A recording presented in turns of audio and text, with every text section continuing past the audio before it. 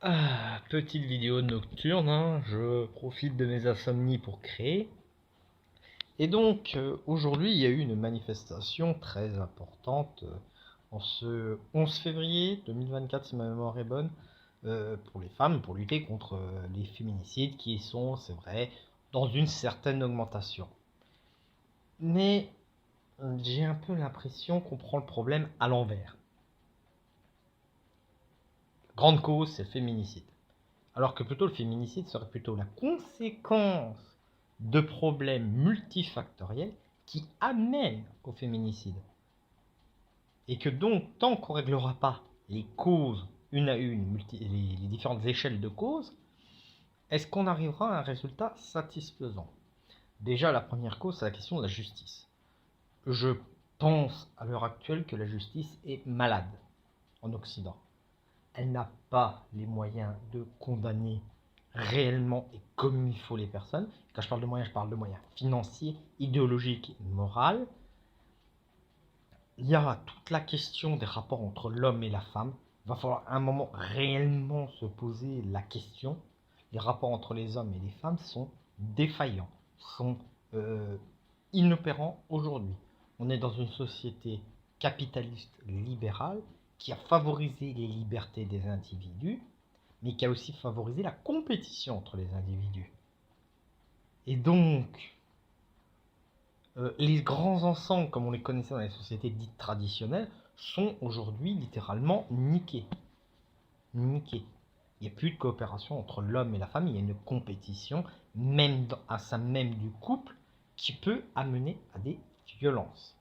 Il y a la question indéniable de la violence dans nos sociétés. Nous sommes dans des sociétés ultra violentes, liées déjà à la violence symbolique, de la politique par sa domination. Vu que le politique n'est plus légitime intellectuellement et idéologiquement, il l'est par la violence qu'il fait subir à son peuple, violence réelle.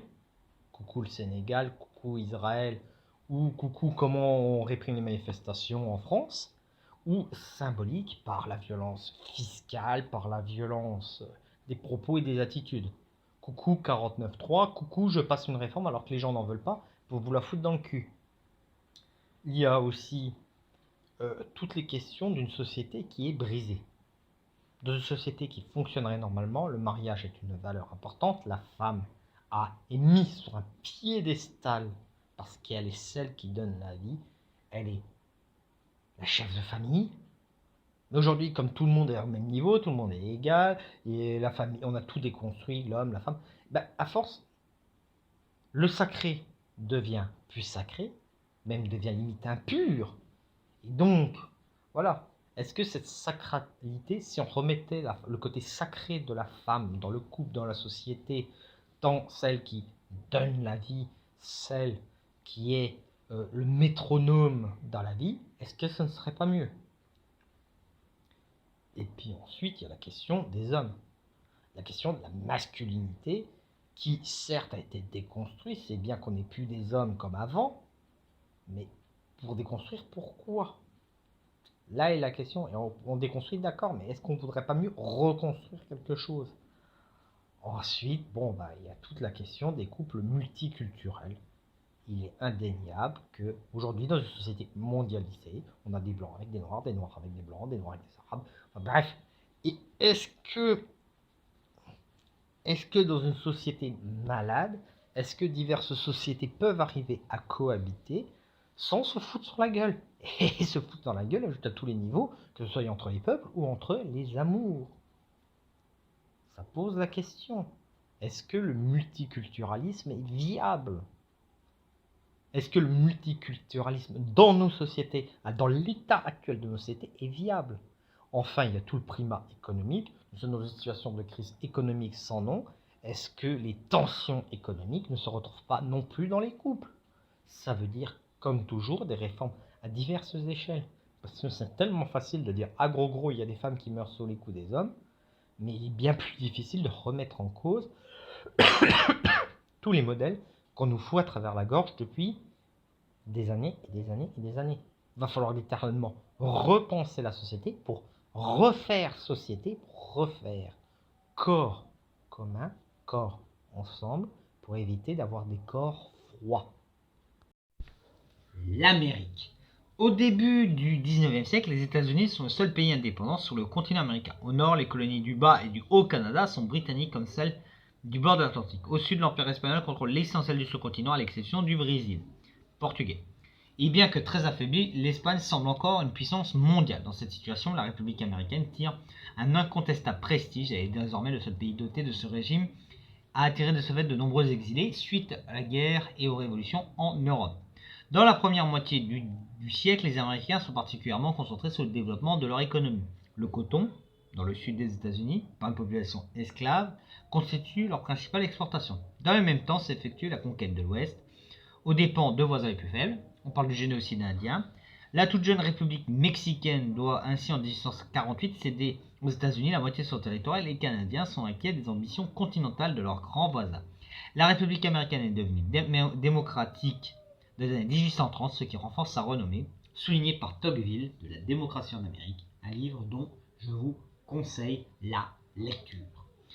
Pourtant, à partir des années 1850, l'énergie du pays se concentre sur le problème crucial de l'esclavage. De plus en plus incompatible avec une démocratie, modèle pour les autres pays, les différences s'accroissent entre le Sud, englué dans un système productif mais archaïque et inhumain, et un Nord et un Ouest qui connaissent leur première révolution industrielle, soutenue par l'arrivée de migrants. La montée des tensions amène à la guerre de sécession. La deuxième partie du siècle marque la montée en puissance de la Grande République, une fois qu'elle a fait sa guerre. Le développement industriel rapide et brutal, faisant du pays la plus grande puissance industrielle du monde déjà en 1914. Cette évolution s'est faite grâce à la constitution de trusts dirigés par des patrons sans scrupules, ce qui a suscité l'organisation de puissantes centrales syndicales. Les États-Unis inventent ainsi le modernisme qui se remarque par les gratte-ciel et le progrès technique alors même que les logements ouvriers sont médiocres et qu'une ségrégation raciale féroce règne dans le Sud. Ces violents contrastes conduisent à un vaste mouvement de réforme, le progressisme qui parvient à contrôler quelque peu un développement parfois archaïque. Alors que la Confédération canadienne s'affirme doucement et que les pays latins du continent entreprennent dans des conditions difficiles de structures de type colonial, les États-Unis se dotent d'un empire à partir de la victoire sur l'Espagne en 1898. Ils contrôlent l'isthme américain et établissent leur autorité dans les Philippines, devenant une puissance mondiale prête à s'imposer durant le XXe siècle. Et durant toute la première partie avant la Première Guerre mondiale, ils vont commencer à se mêler des affaires dans différents États et se créer une arrière-garde, une arrière-cour en Amérique latine. Donc, concernant les États-Unis, déjà, il ne faut pas oublier que la naissance d'une puissance se fait par rapport à ses atouts.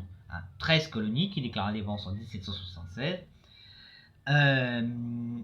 Voilà. Ils sont même arrivés à se prospérer, à se stabiliser.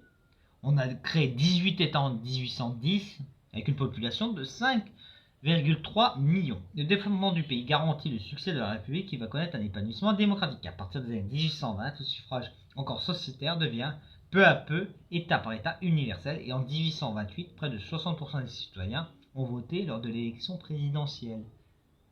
Et oui, les États-Unis sont une démocratie depuis le premier 19e siècle. Pourtant, partout des canaux sont creusés pour acheminer les récoltes vers les ports de l'Est, c'est-à-dire là on fait de l'aménagement du territoire. Dans cette période de la décennie 1830 qui a tant fasciné Tocqueville, un marché national américain se met en place. Donc ça veut dire, on a les infrastructures pour produire, on produit et en plus on a un marché pour vendre, acheter et faire circuler les richesses. Et il y a la conquête de l'Ouest facilitée par tout un corpus législatif. Et pourtant, d'un côté, il va y avoir un double développement. D'un côté, un développement au sud à la papa, un peu à l'ancienne, avec des esclaves, et au nord, un modèle industriel. Le problème, c'est que le modèle industriel rend caduque le modèle esclavagiste. Et ouais, la machine, elle fait le travail de 5 esclaves. En plus, tu n'es pas obligé d'acheter l'esclave. Si la machine tombe en panne, tu la remplaces ou tu la répares, alors que si ton esclave tombe en panne ou ne fonctionne plus très bien, tu es obligé d'en racheter un autre et de te retaper tous les frais. De plus, l'ouvrier coûte bien moins cher que l'esclave. L'esclave, tu es obligé de le nourrir, de le loger, de le traiter un minimum comme il faut pour qu'il travaille. Alors que l'ouvrier, tu peux le traiter littéralement comme une véritable piece of shit. Et littéralement, s'il n'est pas content, tu le vires et t'en rembauches un autre. Donc il va y avoir une guerre civile, la fameuse guerre sécessionniste, qui va être une guerre dure et longue. Mais après celle-là, il va y avoir une constitution. Voilà. Alors, la reconstitution, c'est la reconstruction après la guerre s'étend de 1865 à 1877, marquée par le retour du Sud dans l'Union. Le Congrès a voté 2 amendements de la Constitution qui vont être ratifiés par les États. Le 13e abolit l'esclavage, le 14 fait des Noirs des citoyens. Le Congrès, à majorité républicaine, au sein duquel un groupe radicaux gagne de l'influence, ne peut accepter une telle situation. Et ça va amener encore à des occupations des États du Nord et des États du Sud. Dans le même temps, Washington, les radicaux tentent de se débarrasser du président Johnson en lançant contre lui une procédure d'impeachment. Cette dernière n'aboutit pas, mais la présidence est ébranlée en dépit en 1868 de l'élection du général Grant. Le processus de reconstitution est essentiellement donc politique. Par bien des aspects, la reconstitution constitue une sorte de révolution, mais celle-ci reste inachevée, ayant posé des principes sans en vérifier longtemps l'application. Mais au moins, ils se sont débarrassés de l'esclavage. Donc, les contrastes d'une puissance industrielle, il y a déjà un essor économique, avec un équilibre économique. Ce pays massivement agricole va devenir une véritable puissance industrielle. Et enfin, les chemins de fer vont constituer un symbole de cette période. Bon, on est quand même sur une société inégalitaire, mais qui va tenter de se réformer et qui va être tentée par l'impérialisme, la grande aventure de la fin du 19e siècle pour tout État puissant qui a une industrie qui cherche des débouchés et qui cherche accessoirement à grandir son prestige international et bien se faire voir.